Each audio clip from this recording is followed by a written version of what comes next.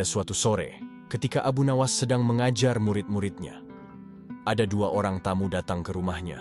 Yang seorang adalah wanita tua penjual kahwa, sedang satunya lagi adalah seorang pemuda berkebangsaan Mesir. Wanita tua itu berkata beberapa patah kata, kemudian diteruskan dengan si pemuda Mesir. Setelah mendengar pengaduan mereka, Abu Nawas menyuruh murid-muridnya menutup kitab mereka. "Sekarang pulanglah kalian. Ajak teman-teman kalian datang kepadaku pada malam hari ini sambil membawa cangkul, penggali, kapak dan martil serta batu," perintah Abu Nawas. Murid-murid Abu Nawas merasa heran, namun mereka begitu patuh kepada Abu Nawas. Dan mereka merasa yakin gurunya selalu membuat kejutan dan berada di pihak yang benar. Pada malam harinya mereka datang ke rumah Abu Nawas dengan membawa peralatan yang diminta oleh Abu Nawas. "Hai kalian semua, pergilah malam hari ini untuk merusak rumah Tuan Kadi yang baru jadi," kata Abu Nawas. "Hah? Merusak rumah Tuan Kadi?" gumam semua muridnya keheranan. "Apa? Kalian jangan ragu. Laksanakan saja perintah gurumu ini," kata Abu Nawas menghapus keraguan murid-muridnya. "Barang siapa yang mencegahmu, jangan kau berdulikan.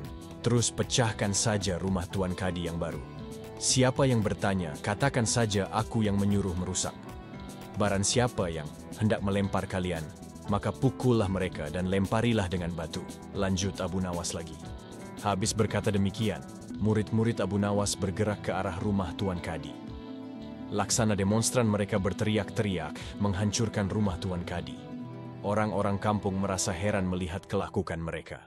Lebih-lebih ketika tanpa basa-basi lagi mereka langsung merusak rumah Tuan Kadi.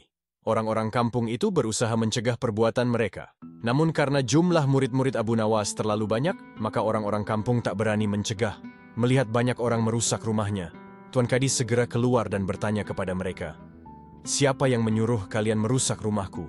tanya Tuan Kadi dengan marah. "Guru kami, Tuan Abu Nawas yang menyuruh kami," jawab mereka serempak. Habis menjawab begitu mereka bukannya berhenti malah terus menghancurkan rumah Tuan Kadi hingga rumah itu roboh dan rata dengan tanah. Tuan Kadi hanya bisa marah-marah karena tidak ada orang yang berani membelanya. "Dasar Abu Nawas penghasut, orang gila. Besok pagi aku akan melaporkannya kepada Baginda Raja," kata Tuan Kadi dengan ketus. Benar. Esok harinya Tuan Kadi mengadukan kejadian semalam kepada Baginda, sehingga Abu Nawas dipanggil menghadap ke istana. Setelah Abu Nawas menghadap Baginda, ia ditanya perihal kejadian semalam. "Hai Abu Nawas, apa sebabnya kau merusak rumah Kadi itu?" tanya Baginda Raja. "Wahai tuanku, sebabnya ialah pada suatu malam hamba bermimpi bahwasanya Tuan Kadi menyuruh hamba merusak rumahnya. Sebab rumah itu tidak cocok baginya. Ia menginginkan rumah yang lebih bagus lagi. Ya, karena mimpi itu maka hamba merusak rumah Tuan Kadi." "Hai Abu Nawas, bolehkah hanya karena mimpi sebuah perintah dilakukan? Hukum dari negeri mana yang kau pakai itu?" tanya Baginda Raja dengan geram. "Hamba juga memakai hukum Tuan Kadi yang baru." "Ini, tuanku," kata Abu Nawas dengan tenang. Mendengar perkataan Abu Nawas seketika wajah Tuan Kadi menjadi pucat. Ia terdiam 1000 bahasa.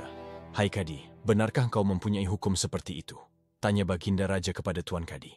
Tapi Tuan Kadi tiada menjawab. Wajahnya nampak pucat, tubuhnya gemetaran karena takut. "Abu Nawas, jangan membuatku pusing. Jelaskan kenapa ada peristiwa seperti ini," perintah Baginda Raja. "Baiklah. Baginda, beberapa hari yang lalu ada seorang pemuda Mesir datang ke negeri Baghdad ini untuk berdagang sambil membawa harta yang banyak sekali. Pada suatu malam ia bermimpi kawin dengan anak Tuan Kadi dengan mahar sekian banyak. Ini hanya mimpi Baginda. Tetapi Tuan Kadi yang mendengar kabar itu langsung mendatangi si pemuda Mesir dan meminta mahar anaknya. Tentu saja pemuda Mesir itu tak mau membayar mahar hanya karena mimpi. Nah, disinilah tipu muslihat Tuan Kadi. Ia ternyata merampas semua harta benda milik pemuda Mesir sehingga pemuda itu menjadi seorang pengemis gelandangan dan akhirnya ditolong oleh wanita tua penjual kahwa," kata Abu Nawas dengan tenang sambil memandang ke arah Tuan Kadi yang masih terlihat gemetar. Baginda terkejut mendengar penuturan Abu Nawas, tapi masih belum percaya 100%. Maka ia memerintahkan Abu Nawas agar memanggil si pemuda Mesir. Pemuda Mesir itu memang sengaja disuruh Abu Nawas menunggu di depan istana. Jadi mudah saja bagi Abu Nawas memanggil pemuda itu ke hadapan Baginda. Hai pemuda Mesir, ceritakanlah hal ihwal dirimu sejak engkau datang ke negeri ini. Perintah Baginda kepada si pemuda. Ternyata cerita pemuda Mesir itu sama dengan cerita Abu Nawas. Bahkan pemuda itu juga membawa saksi, yaitu Pak Tua, pemilik penginapan tempat dia menginap. Kurang ajar. Ternyata aku telah mengangkat seorang kadi yang buruk moralnya. Seru Baginda Raja dengan geram. Baginda sangat murka. Kadi yang baru itu dipecat dan seluruh harta bendanya dirampas dan diberikan kepada si pemuda Mesir. Setelah perkara selesai, kembalilah si pemuda Mesir itu dengan Abu Nawas pulang ke rumahnya. Pemuda Mesir itu hendak membalas kebaikan Abu Nawas. Janganlah engkau memberiku barang sesuatu pun kepadaku. Aku tidak akan menerimanya sedikit pun jua, kata Abu Nawas. Si pemuda Mesir itu betul-betul mengagumi Abu Nawas. Ketika ia kembali ke negeri Mesir, ia menceritakan tentang kehebatan Abu Nawas itu kepada penduduk Mesir, sehingga nama Abu Nawas menjadi sangat terkenal.